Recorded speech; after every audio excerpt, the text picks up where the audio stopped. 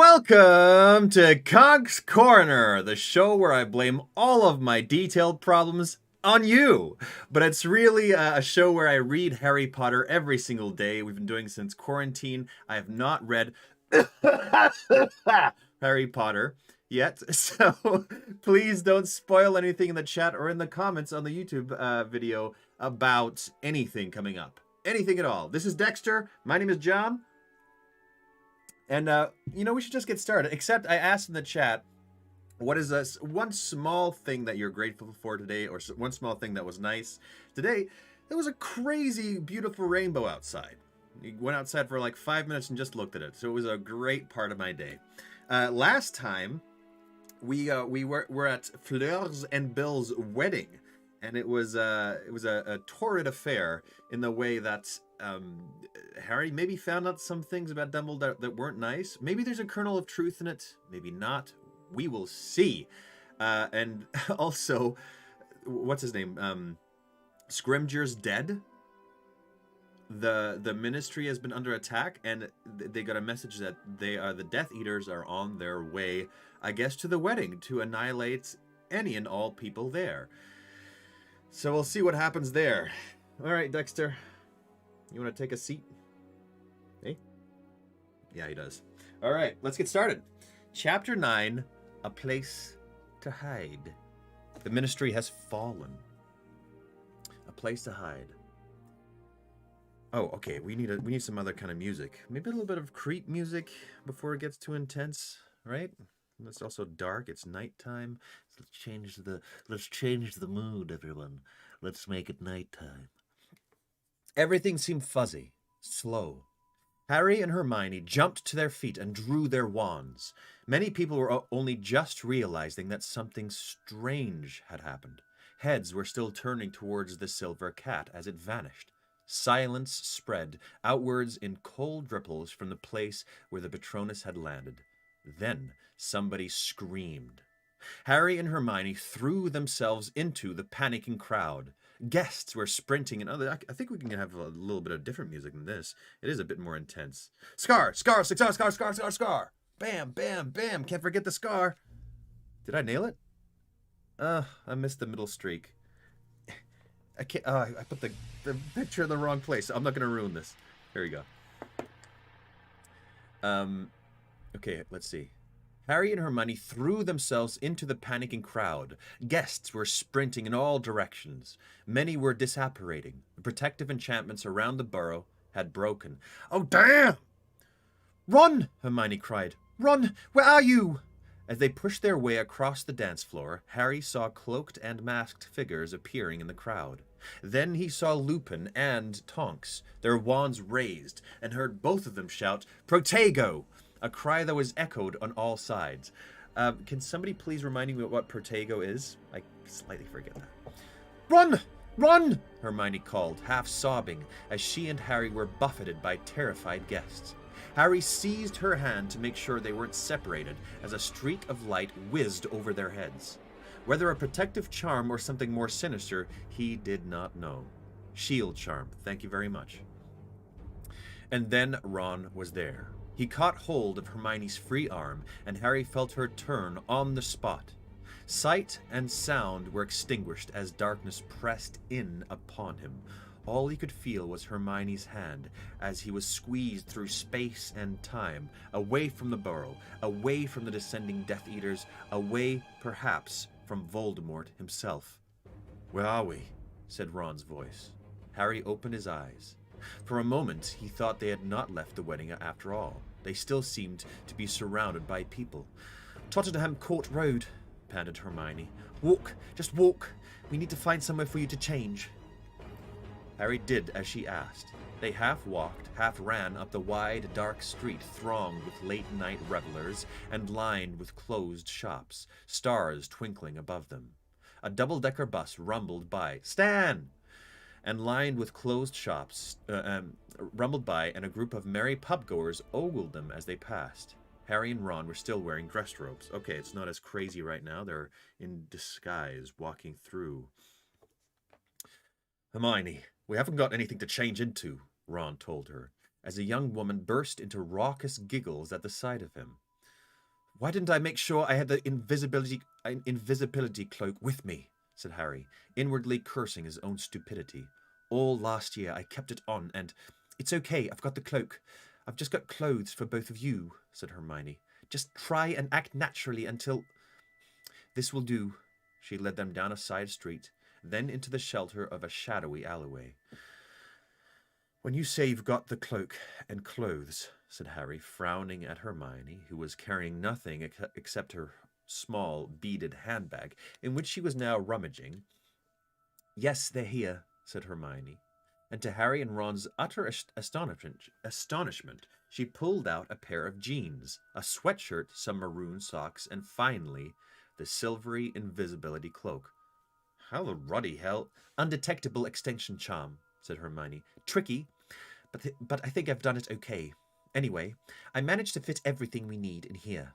She gave the fragile-looking bag a little shake, and it echoed like a cargo hold as a number of heavy objects rolled around inside it. Oh, damn, that'll be the books, she said, peering into it. And I had them all stacked by subject. Oh, well.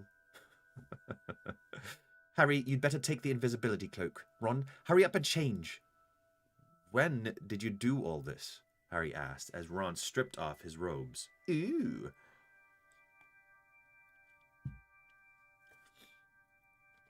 I told you at the Burrow. I've had the essential packed for days, you know, in case we needed to make a quick getaway. I packed your rucksack this morning, Harry, after you changed, and put it in here. I just had a feeling. She's the best. She thought ahead and packed all their bags. They are not put out right now because of her. She thought ahead of everything. That's why she's so awesome.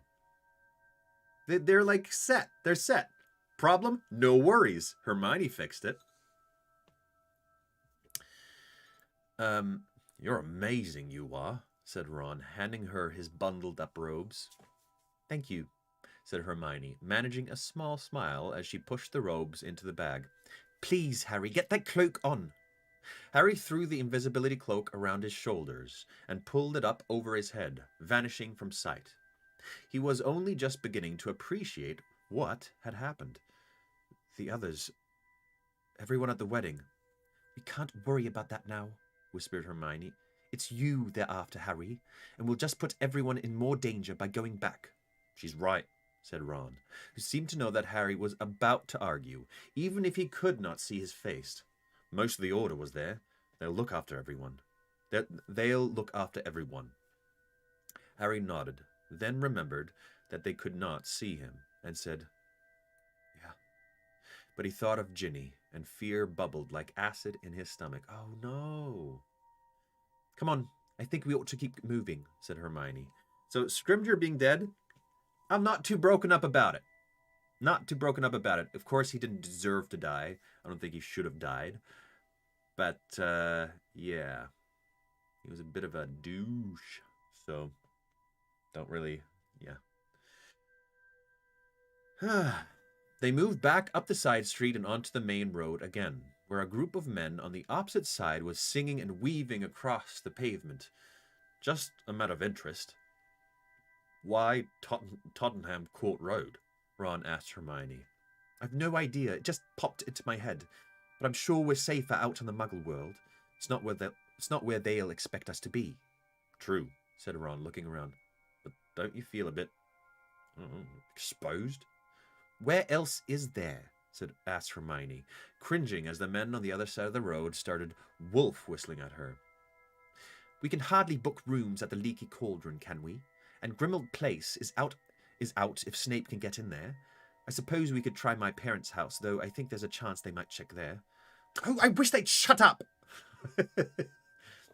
All right, darling, the drunkest of the men on the other pavement was yelling. Fancy a drink? Ditch Ginger and come and have a pint. Let's sit down somewhere, Hermione said hastily, as Ron opened his mouth to shout back across the road. Look, this will do, in here. It was a small and shabby all-night cafe. A light layer of grease lay on all of the formica-topped tables. I don't know what that is. But it was at least empty. Harry slipped into a booth first, and Ron sat next to him opposite Hermione, who had her back to the entrance and did not like it. She glanced over her shoulder so frequently she appeared to have a twitch. Gah! Harry did not like being stationary. Walking had given the illusion that they had a goal. Beneath the cloak, he could feel the last vestiges of the polyjuice potion leaving him, his hands returning to their usual length and shape. He pulled his glasses out of his pocket and put them on again.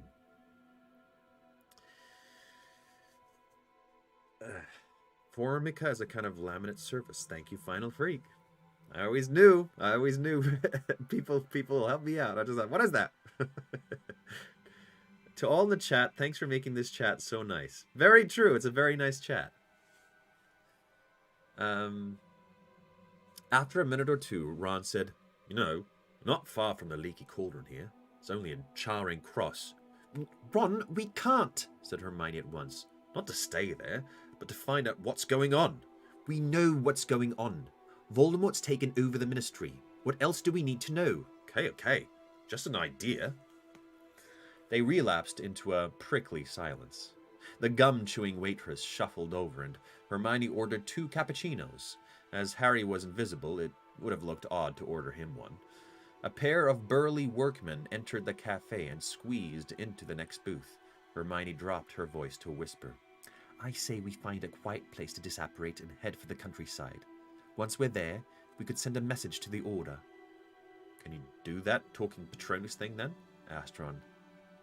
"I've been practicing, and I think so," said Hermione. "Well, as long as it doesn't get them into trouble, though they might have been arrested already." "God, that's revolting," Rod added, after one sip of the foamy grayish coffee. The waitress had heard. She shot Ron a nasty look as she shuffled off to take the new customer's orders.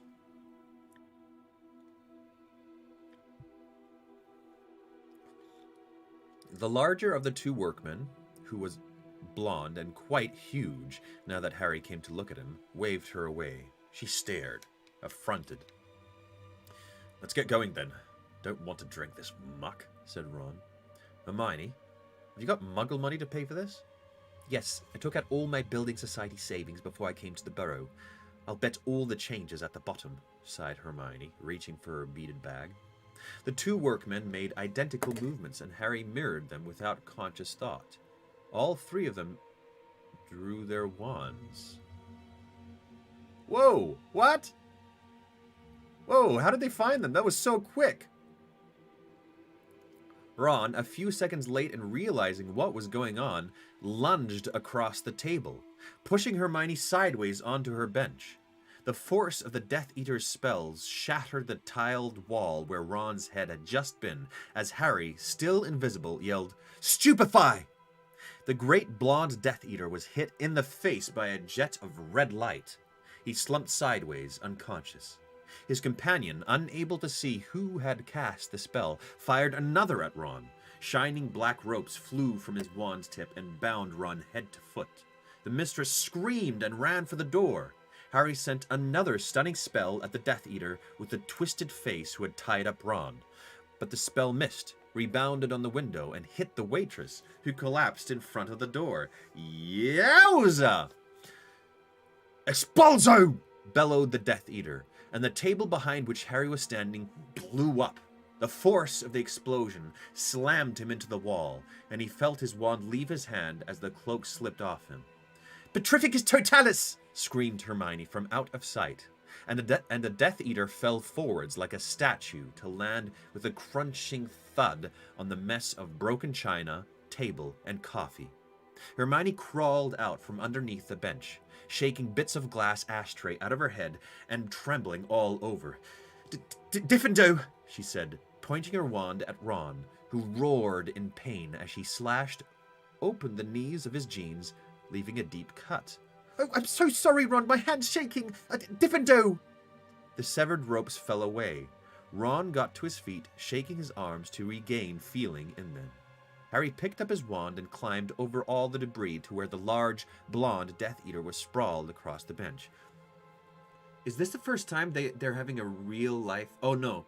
They had fights in the Ministry, right? When they found out the prophecy, they were fighting against other wizards there, and at Hogwarts when Dumbledore died. But is this one of the first fights out in the real world? I think so. For what I can remember.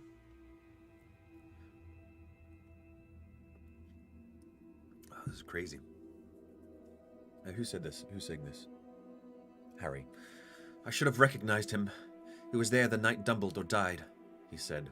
He turned over the darker Death Eater with his foot. The man's eyes moved rapidly between Harry, Ron, and Hermione. That's Dolohov, said Ron.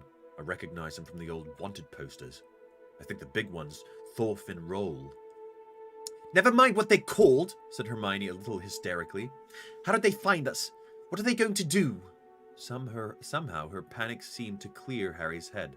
Lock the door, he told her, and Ron, turn out the lights.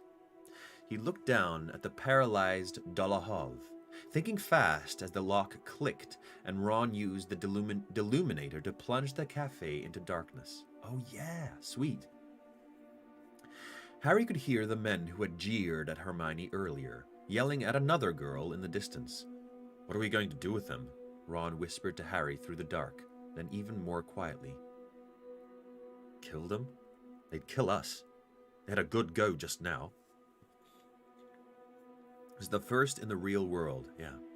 Hermione shuddered and took a step backwards. Harry shook his head.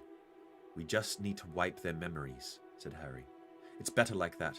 It'll throw them off the scent. If we killed them, it'd be obvious we were here. You're the boss, said Ron, sounding profoundly relieved. But I've never done a memory charm. Nor have I, said Hermione. But I know the theory. Of course she does. Hermione coming through in a pinch again! She took a deep, calming breath, then pointed her wand at Dolohov's forehead and said, Obliviate! At once, Dolohov's eyes became unfocused and dreamy. Brilliant, said Harry, clapping her on the back.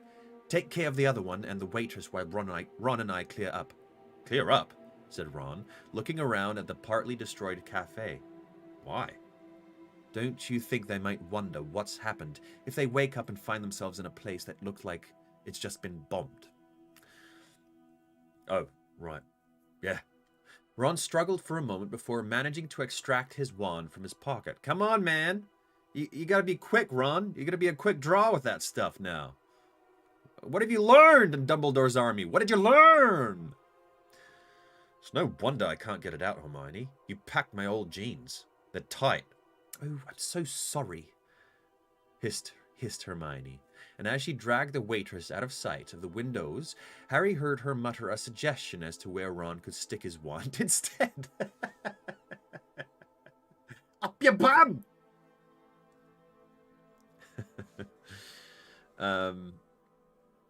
Once the cafe was restored to its previous condition, they heaved the Death Eaters back into their booth and propped them up facing each other. But how did they find us? Hermione asked, looking from one inert man to the other. How did they know where we were? She turned to Harry. You don't think they've still got your trace on you, do you, Harry? You can't have, said Ron. The trace breaks at 17. That's wizarding law. You can't put it on an adult.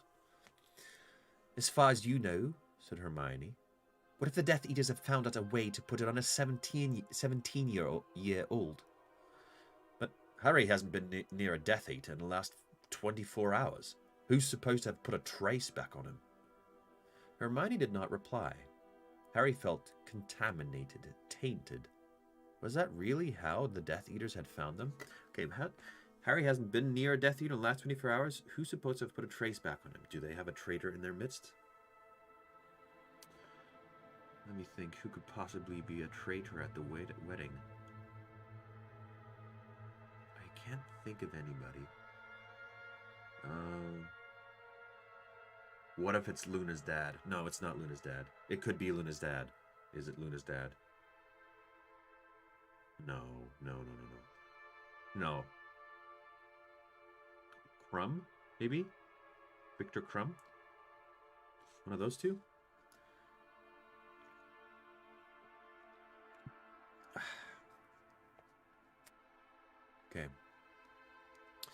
If I can't use magic, and you can't use magic near me, without us giving away our position, he began. We're not splitting up, said Hermione firmly. We need a safe place to hide, said Ron. Give us time to think things through. Grimmauld Place, said Harry. The other two gaped. Don't be silly, Harry. Snape can get in there. Oh, wait, who is this? Ron's dad said they've put up jinxes against him, and even if they haven't worked, he pressed on as Hermione began to argue, so what? I swear I'd like nothing better than to meet Snape.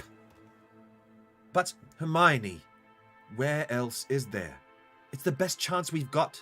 Snape's only one Death Eater. If I've still got the trace on me, we'll have whole crowds of them on us wherever else we go. She could not argue, though she looked as if she would have liked to. While she unlocked the cafe door, Ron clicked the deluminator to release the cafe's light. Then, on Harry's count of 3, they reversed the spells upon their 3 victims, and before the waitress or either of the Death Eaters could do more than stir sleepily, Harry, Ron, and Hermione had turned on the spot and vanished into the compressing darkness once more. Seconds later, Harry's lungs expanded gratefully, and he opened his eyes. They were now standing in the middle of a familiar, small, and shabby square. Okay, all these places and names. Grimmauld Place. What does, this is not, is that where Harry was born and Dumbledore grew up as well? Is that Grimmauld Place? I can't remember. The House of Black. Oh, Sirius's place. Okay, thank you very much.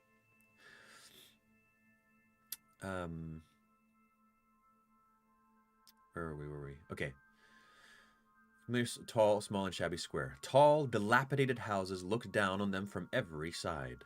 Number 12 was visible to them, for they had been told of its existence by Dumbledore, its secret keeper, and they rushed towards it, checking every few yards that they were not being followed or observed. They raced up the stone steps, and Harry tapped the front door once with his wand. They heard a series of metallic clicks and the clatter of a chain.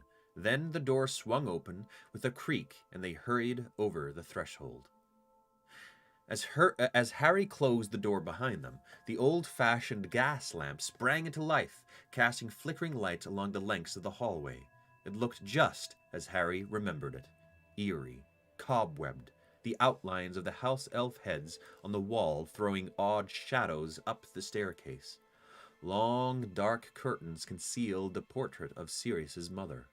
The only thing that was out of place was the troll's leg umbrella stand, which was lying on its side as if Tonks had just knocked it over again. I think somebody's been in here, Hermione whispered, pointing towards it. That could have happened as the Order left, Ron murmured back. So, where are these jinxes they put up against Snape? Harry asked. Maybe they're only activated if he shows up, suggested Ron. Yet they remained close together on the doormat, backs against the door, scared to move further into the house. Well, we can't stay here forever, said Harry, and he took a step forwards. Mad-Eye Moody's voice? Severus Snape? Mad-Eye Moody's voice whispered out of the darkness, making all 3 of them jump back in fright. See? Bill had a point. Mad-Eye Moody! Good. I did not want him to be dead, because I like a Mad-Eye Moody. Yay! Good!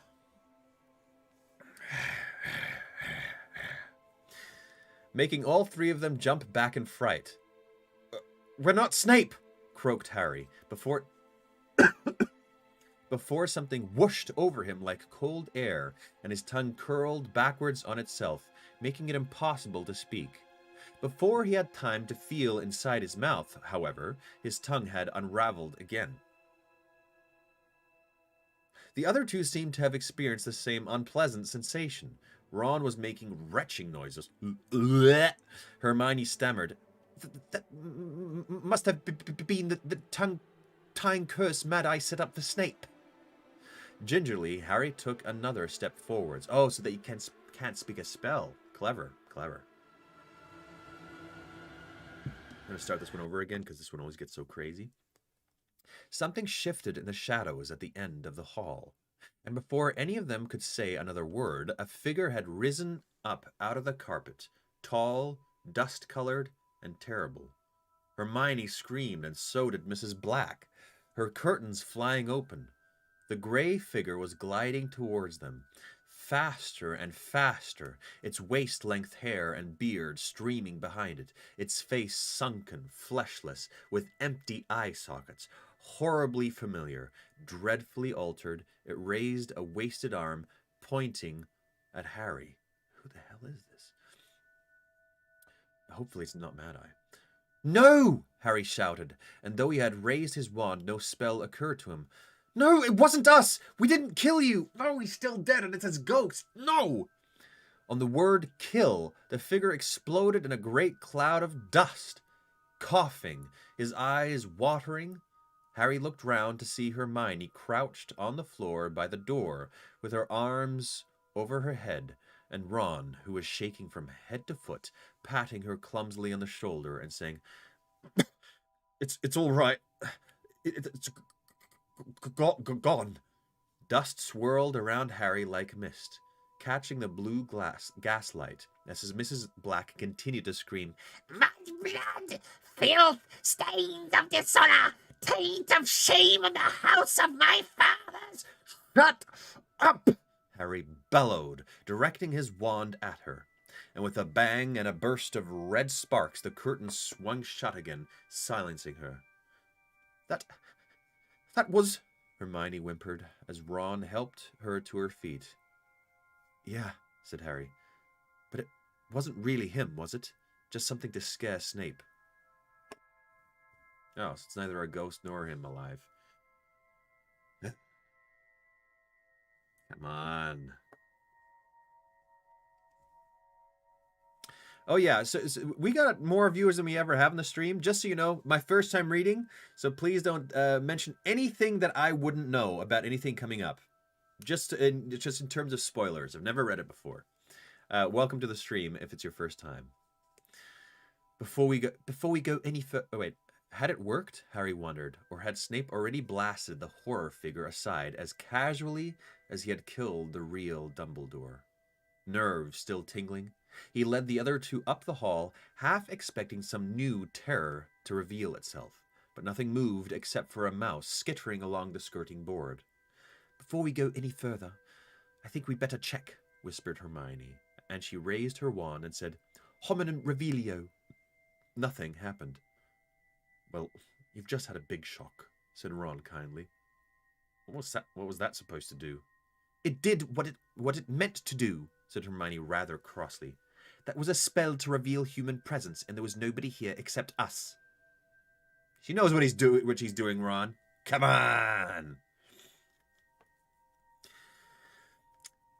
And old Dusty, said Ron, glancing at the patch of carpet from which the corpse figure had risen. Let's go up, said Hermione, with a frightened look at the same spot. And she led the way up the creaking stairs to the drawing room on the first floor. It's like a haunted house. Hermione waved her wand to ignite the old gas lamps. Then, shivering slightly in the drafty room, she Why is drafty written draughty? English. Every time I read that, I'm like, click! I gotta shift in my mind to say drafty, not draughty.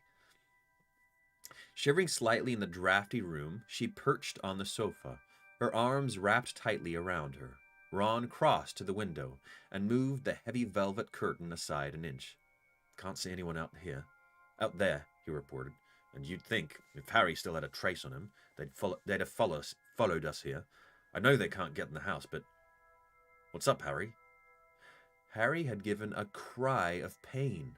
His scar had burned again as something flashed across his mind like a bright light on water. He saw a large shadow and felt a fury that was not his own pound through his body, violent and brief as an electric shock. What did you see?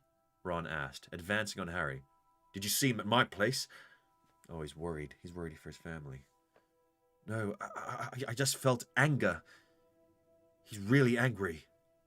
But that could be at the burrow, said Ron loudly. What else? Did you see anything? Was he cursing someone? No, I just felt anger. I couldn't tell. Harry felt badgered, confused, and Hermione did not help as she said in a frightened voice, Your scar again? But what's going on? I thought that connection had closed. The British Lois, the British spell like wizard's dress. That is funny. It did for a while, muttered Harry. His scar was still painful, which made it hard to concentrate. I think it started. I think it started opening up again whenever he loses control. That's how it's used to. But then you've got to close your mind, said Hermione shrilly. Harry, Dumbledore didn't want you to use that connection. He wanted you to shut it down. That's why you were supposed to use occlumency. Otherwise, Voldemort can plant false images in your mind. Remember? Yeah, I do remember. Thanks, said Harry through gritted teeth. He did not need Hermione to tell him that Voldemort had once used this self-same connection between them to lead him into a trap, nor that it had resulted in Sirius's death. He wished that he had not told them what he had seen and felt. It made Voldemort more threatening, as though he were pressing against the window of the room. And still, the pain in his scar was building, and he fought it. It was like resisting the urge to be sick. See, that's why I think at the end it's gonna come down to that connection. It's going to, the final battle is going to be final battle. I think there's going to be a final battle at least. Maybe not. Maybe that she'll subvert that expectation, but I definitely think that there's going to be a final battle, and it's going to be about that connection, because how are they supposed to kill each other when they're so linked? It's going to be more a conceptual thing than a physical kill the body thing. I think like the concept of love and fury, I think those things will have to battle more with each other. Hey, if you're watching the video, give it a like. That'd be very helpful. Thank you. He turned his back on Ron and Hermione, pretending to examine the old tapestry of the Black family tree on the wall. Then Hermione shrieked. Harry drew his wand again and spun round to see a silver Patronus soar through the drawing room window and land upon the floor in front of them. There's so much going on in this book. There's always ding, ding, ding, ding. Things happening all the time. It's awesome. Where it solidified into the weasel that spoke with the voice of Ron's father. Family safe. Do not reply. We are being watched. Crazy. The Patronus dissolved into nothingness. Ron let out a noise between a whimper and a groan and dropped onto the sofa. Hermione joined him, gripping his arm. They're all right. They're all right, she whispered, and Ron half laughed and hugged her. No, very nice. Harry, he said over Hermione's shoulder. It's not a problem, said Harry, sickened by the pain in his head. It's your family. Of course you're worried. I'd feel the same way. He thought of Ginny. I do feel the same way. The pain in his scar was reaching a peak, burning as it had done in the garden of the burrow. Faintly, he heard Hermione say, I don't want to be on my own. Could we use the sleeping bags I've bought and camp in here tonight? He heard Ron agree. Of course Ron would agree, instantly. Oh, yeah, for sure. Yeah, we should put our sleeping bags together. Yeah, that's a good idea. Good idea, Hermione. Yeah. Yeah, you know, that's a thin sleeping bag. You could probably use mine, Hermione. Yeah, that'd probably be a good idea. Let's get those sleeping bags together. Yeah, that's probably a good idea. We should do that. He heard Ron agree. He could not fight the pain much longer. He had to succumb. To succumb? To what? Bathroom, he muttered, and he left the room as fast as he could without running. When you gotta go, it's toilet time. It's toilet time. Toilet time. I haven't had that done in a while. The camera was all janky, though. I don't know why it's doing that. Oh. He barely made it, bolting the door behind him with trembling hands. He grasped his pounding head and fell to the floor. Then, in an explosion of agony, he felt the rage that did not belong to him possess his soul. Holy crap! What is going on? Saw a long room, lit only by firelight, and the great blonde Death Eater on the floor, screaming and writhing, and a slighter figure standing over him, wand outstretched, while Harry spoke in a high, cold, merciless voice. More row, or shall we end it and feed you to Nagini? Wait. Oh, it's not Voldemort.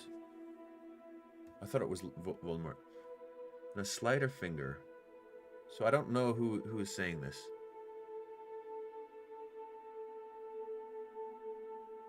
I don't know. More row, or shall we end it and feed you to Nagini? Lord Voldemort is not sure that he will forgive this time. It is him. Why is he speaking in third person? When has he done this before? All right. More roll, or shall we end it and feed you to Nagini? Lord Voldemort is not sure that he will forgive this time. You called me back for this, to tell me that Harry Potter has escaped again? Draco, give Roll another taste of our displeasure. Do it, or feel my wrath yourself. Villains do it like that. I guess so. He just speaks in third person. He has always done that. Has he? Has he? I can't remember him doing this. What? It makes me dislike him even more. Why? Why do you go from saying, Lord Voldemort, I? Anyway, a log fell in the fire. Flames reared, their light darting across a terrified, pointed, white face. With a sense of emerging from deep water, Harry drew heaving breaths and opened his eyes.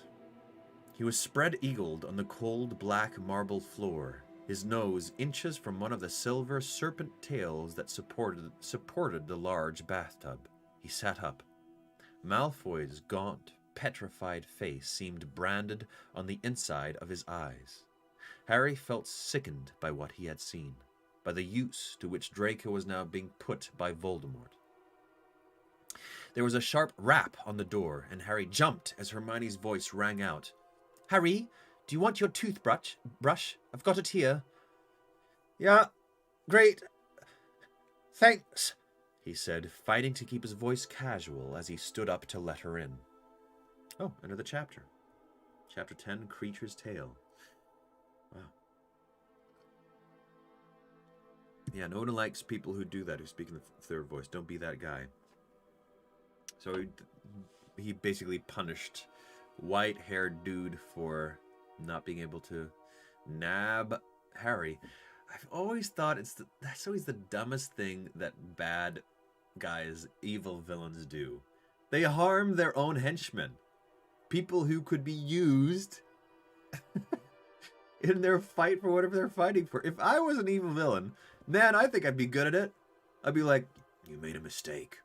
Do it again, then I'll kill you. But like for one mistake? Come on. Come on. John, who do you like less? Asks Thomas Roy.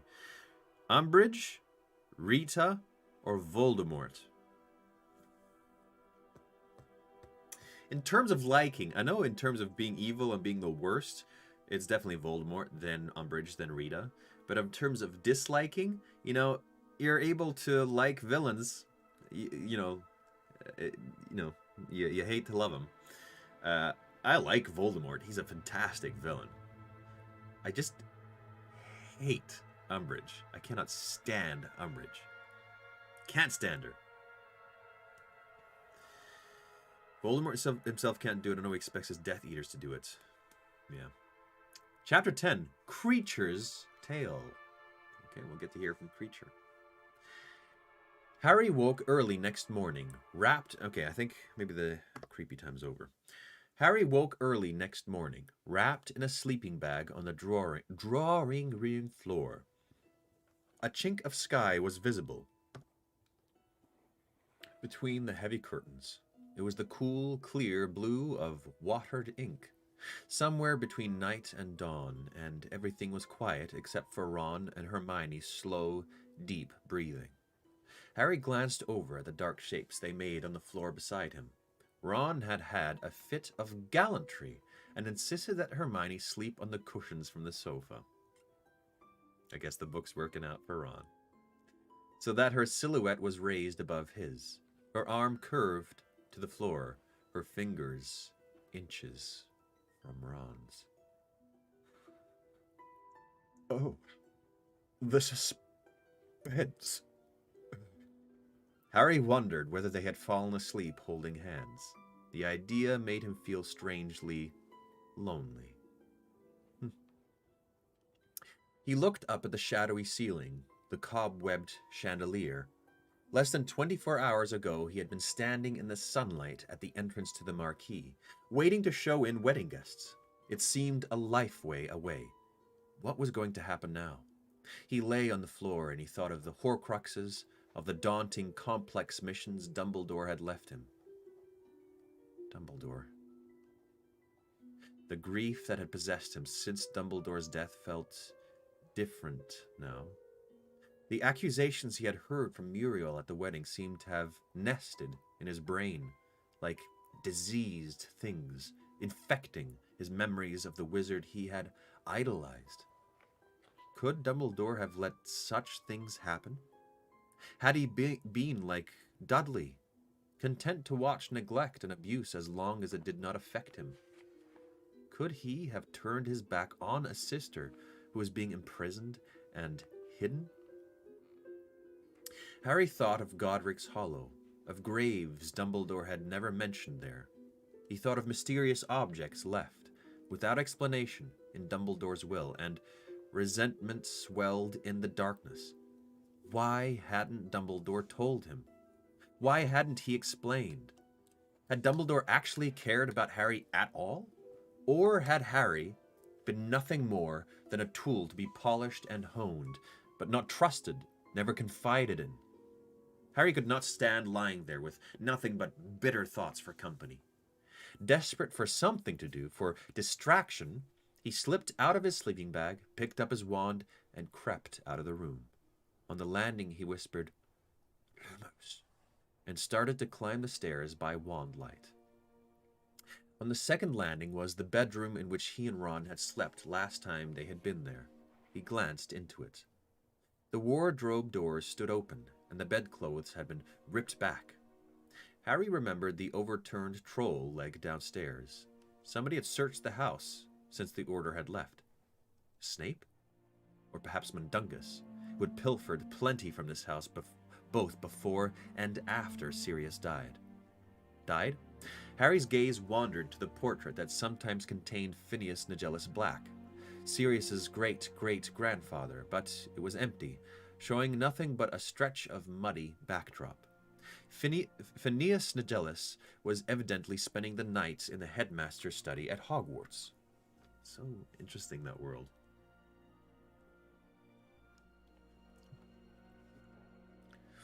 Harry continued up the stairs until he reached the topmost landing, where there were only two doors. The one facing him bore a nameplate reading Sirius. Harry had never entered his godfather's bedroom before. He pushed open the door, holding his wand high to cast light as widely as possible. The room was spacious and must once have been handsome. There was a large bed with a carved wooden headboard, a tall window obscured by long velvet curtains, and a chandelier thickly coated in dust, with candle stubs still resting in its sockets. Solid wax hanging in frost-like drips. A fine film of dust covered the pictures on the walls and the bed's headboard. A spider's web stretched between the chandelier and the top of the large wooden wardrobe, and as Harry moved deeper into the room, he heard a scurrying of disturbed mice. Oh, damn! Oh, humans, let's get out of here, boys! There's a human here. Grab the cheese and let's go. Grab the cannoli. The teenage Sirius had plastered the walls with so many posters and pictures that little of the wall's silvery gray silk was visible. Oh, we get to see teenage Sirius's place. John, pop quiz. What did Dumbledore leave the trio in his will? Oh, Ron got the defibrillator. Forget what you called the lights, taking lights out of the action. Harry got the snitch with apparently some kind of message inside it. And Hermione got... Wait, what did Hermione... Oh, the book. The book. I forget which book it is, but she got a book. Defibrillator. Type in defibrillator Russian guy or something like that in YouTube. Very, very funny. Where you go? Teenage Wizard Child Storybook. Thank you. And the Sword of Gryffindor. Very true. The teenage Sirius had plastered the walls with so many posters and pictures that little of the wall's silvery gray silk was visible. Harry could only assume that Sirius's parents had been unable to remove the permanent sticking charm that kept them on the wall, because he was sure they would not have appreciated their eldest son's taste and decoration. Sirius seemed to have gone out of his way to annoy his parents. There were several large Gryffindor banners, faded scarlet and gold, just to undermine its difference from all the rest of the Slytherin family. There were many pictures of Muggle motorcycles, and also, Harry had to admire Sirius's nerve, several posters of bikini-clad Muggle girls. Harry could tell that they were Muggles because they remained quite stationary within their pictures, faded smiles and glazed eyes frozen on paper. This was in contrast to the only wizarding photograph on the walls, which was a picture of 4 Hogwarts students standing arm in arm, laughing at the camera. With a leap of pleasure, Harry recognized his father. His untidy black hair stuck up at the back like Harry's, and he too wore glasses. Beside him was Sirius, carelessly handsome, his slightly arrogant face so much younger and happier than Harry had ever seen it alive. To Sirius's right stood Pettigrew, more than a head shorter, plump and watery-eyed, flushed with pleasure at his inclusion in the coolest of gangs, with the much-admired rebels that James and Sirius had been. On James's left was Lupin, even then a little shabby-looking, but he had the same air of delighted surprise at finding himself liked and included. Or was it simply because Harry knew how it had been that he saw these things in the picture? He tried to take it from the wall. It was his now, after all. Sirius had left him everything. But it would not budge. Sirius had taken no chances in preventing his parents from redecorating his room. John, what was your teenage rebellion? I was a good teenage boy. I listened to Linkin Park, Metallica. Wow. And Nine Inch Nails. But I didn't really rebel. That came a bit later in my 20s. But not while I was a teenager. I was a good boy. Harry looked around at the floor. The sky outside was growing brighter. A shaft of light revealed bits of paper, books, and small objects scattered over the carpet. Evidently, Sirius's bedroom had been searched too, although its contents seemed to have been judged mostly, if not entirely, worthless. A few of the books had been shaken roughly enough to part company with their covers, and sundry pages littered the floor. Harry bent down, picked up a few of the pieces of paper, and examined them. He recognized one as part of an old edition of A History of Magic by Bathilda Bagshot, and another as belonging to a motorcycle maintenance manual. The third was handwritten and crumpled, He smoothed it out. Okay, so we got a long letter here. Let's just see who's written it. I don't know who's written this. It doesn't say who's written this, but I'm thinking it's Sirius. Yeah, handwritten. Of course it's Sirius's. I'm a bad boy. Only that I do everything badly. Yuck. Yuck. I'll find out. Well, I want to read the... I'll try and read it in Sirius's voice. We haven't heard Sirius in quite a while, have we? No. I don't think we've heard. You'll find out. Can we say? Okay, well, I won't read it in... Oh, thank you for Harry.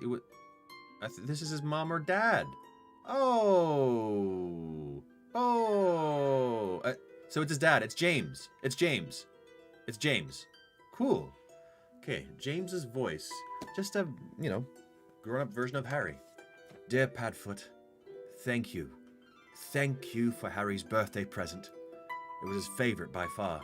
1 year old and already zooming along on a toy broomstick. He looked so pleased with himself. I'm enclosing a picture so you can see. You know it only rises about 2 feet off the ground, but he nearly killed the cat, and he smashed a horrible vase Petunia sent me for Christmas. No complaints there. Oh no, it's the mom! It's the mom! Okay, I'm gonna do it in her voice. Oh, it's not James. Okay, I'm gonna start over. I was trying. It's Lily. Okay. Dear Padfoot, thank you. Thank you for Harry's birthday present. It was his favorite by far. 1 year old and already zooming along on a toy broomstick. He looked so pleased with himself. I'm enclosing a picture so you can see. You know it only rises about 2 feet off the ground, but he nearly killed the cat. And he smashed a horrible vase Petunia sent me for Christmas. No complaints there. Of course, James thought it was so funny, says he's going to be a great Quidditch player. We've had to pack away all the ornaments and make sure we don't take our eyes off him when he gets going.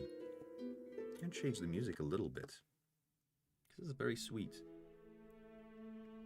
We had a very quiet birthday tea. Just us and old Bathilda, who has always been sweet to us and who dotes on Harry. We were so sorry you couldn't come. But the orders got to come first, and Harry's not old enough to know it's his birthday anyway. James is getting a bit frustrated to shut up here. He tries not to show it, but I can tell. Also, Dumbledore's still got his invisibility cloak, so no chance of little excursions. If you could visit, it would cheer him up so much. Wormy was here last weekend. I thought he seemed down, but that was probably the news about the McKinnons. I cried all evening when I heard. Bathilda drops in most days. She's a fascinating old thing with the most amazing stories about Dumbledore.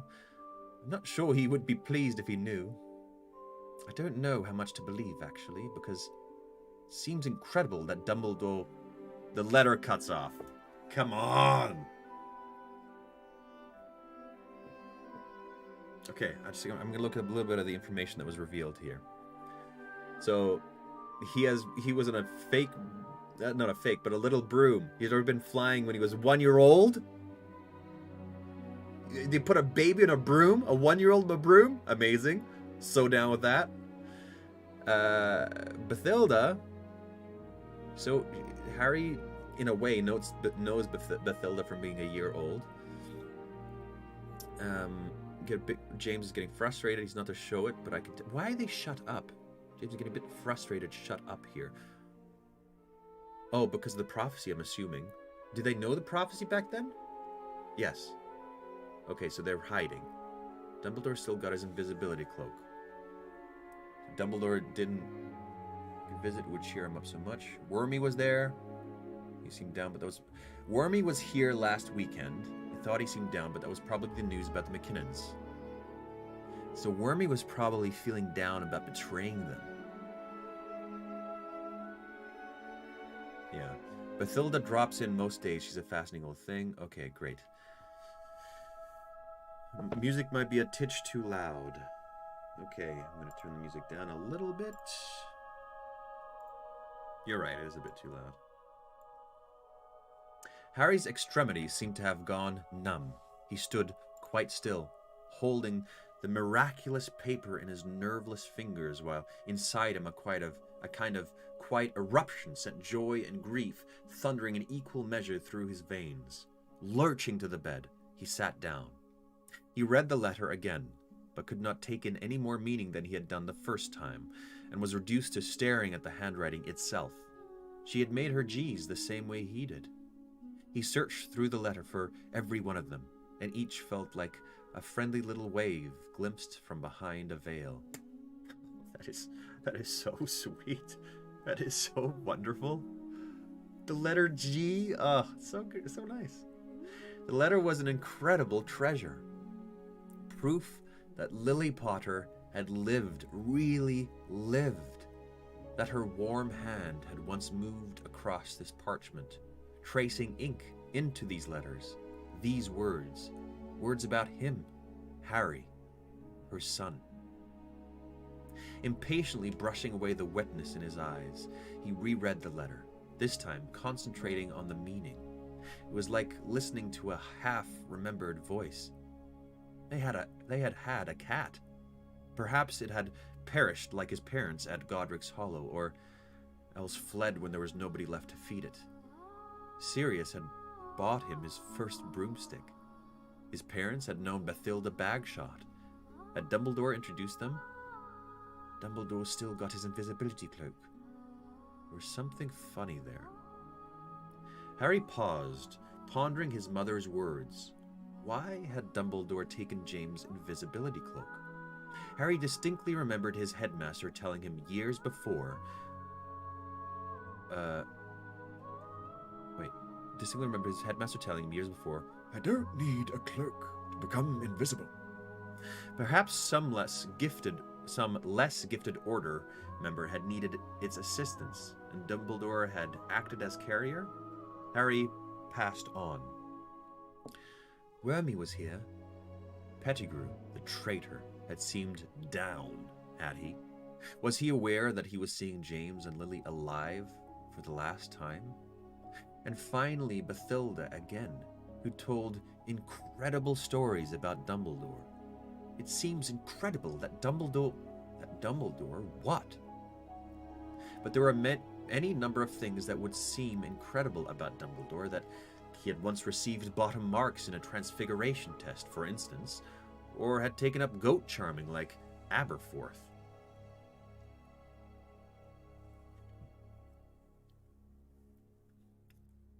Harry got to his feet and scanned the floor. Perhaps the rest of the letter was here somewhere. He seized papers, treating them, in his eagerness, with as little consideration as the original searcher. He pulled open drawers, shook out books, stood on a chair to run his hand over the top of the wardrobe, and crawled under the bed and armchair. At last, lying face down on the floor, he spotted what looked like a torn piece of paper under the chest of drawers. When he pulled it out, it proved to be most of the photograph Lily...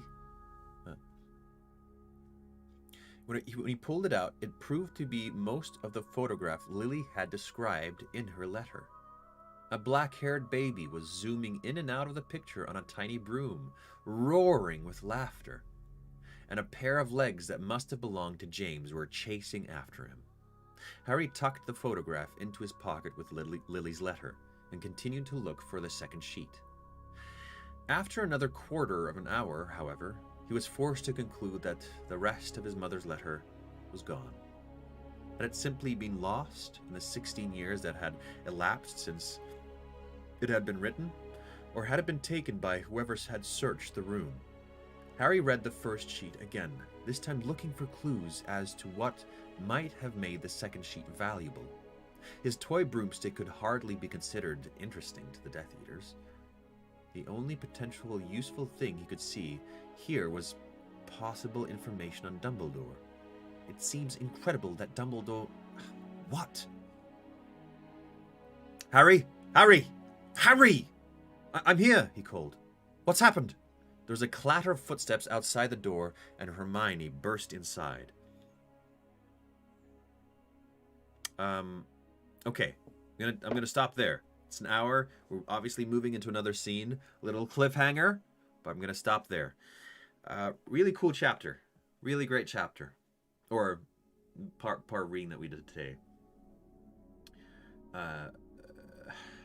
We saw that kind of trap that Mad Eye set up.